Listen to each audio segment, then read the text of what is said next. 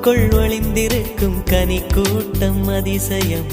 வண்ணத்து பூச்சி உடம்பில் ஓவியங்கள் அதிசயம்.